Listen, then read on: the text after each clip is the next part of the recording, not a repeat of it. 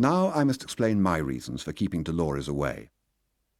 Naturally, at first, when Charlotte had just been eliminated and I re-entered the house a free father and gulped down the 2 whiskey and sodas I had prepared and topped them with a pint or 2 of my pin and went to the bathroom to get away from neighbours and friends, there was but one thing in my mind and pulse, namely the awareness that a few hours hence, warm, brown-haired, and mine, Lolita would be in my arms, shedding tears that I would kiss away faster than they could well.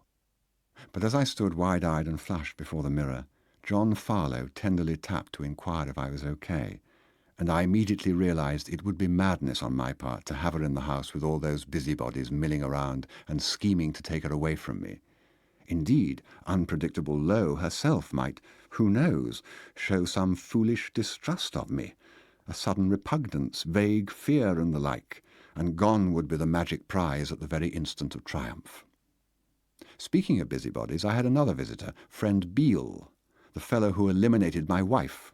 Stodgy and solemn, looking like a kind of assistant executioner with his bulldog jowls, small black eyes, thickly rimmed glasses and conspicuous nostrils, he was ushered in by John, who then left us, closing the door upon us with the utmost tact.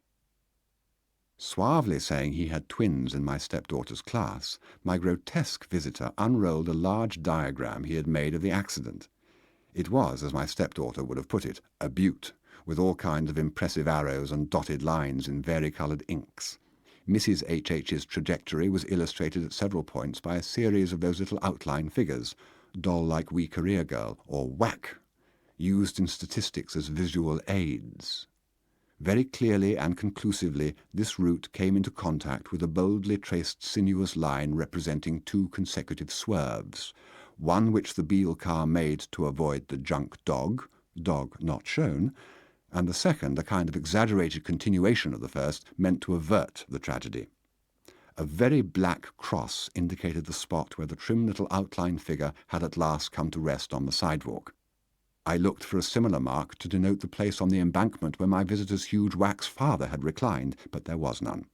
That gentleman, however, had signed the document as a witness underneath the name of Leslie Thompson, Miss Opposite, and a few other people. With his hummingbird pencil deftly and delicately flying from one point to another, Frederick demonstrated his absolute innocence and the recklessness of my wife.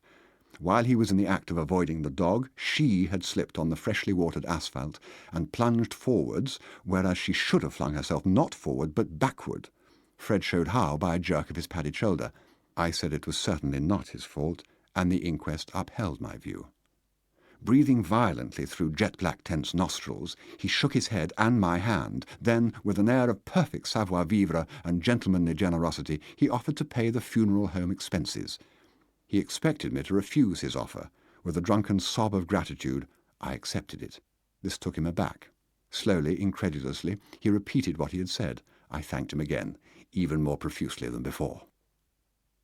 In result of that weird interview, the numbness of my soul was for a moment resolved, and no wonder. I had actually seen the agent of fate.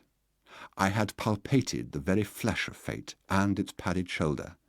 A brilliant and monstrous mutation had suddenly taken place, and here was the instrument.